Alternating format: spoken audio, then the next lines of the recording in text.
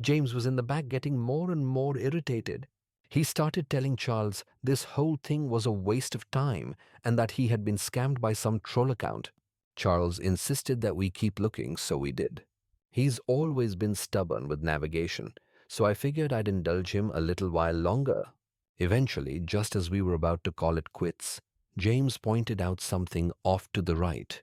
At first it looked like just more rock and sand, but as we got closer, we saw it.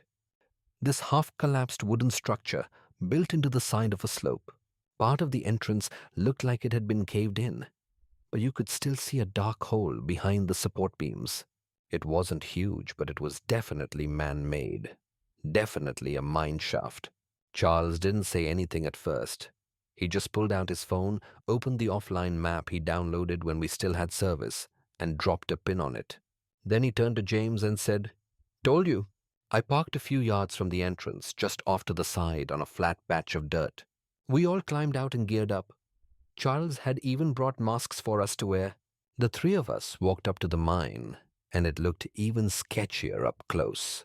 Charles picked up a rock and tossed it in. We waited. A few seconds later, we heard it clang 3 times. Then nothing.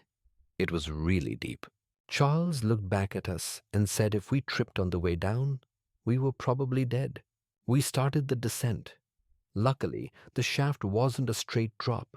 It sloped down at a steep angle, but not enough that we had to climb hand over hand. The ground was loose and uneven, and there were old wooden beams lining parts of the wall. Surprisingly, they seemed pretty sturdy.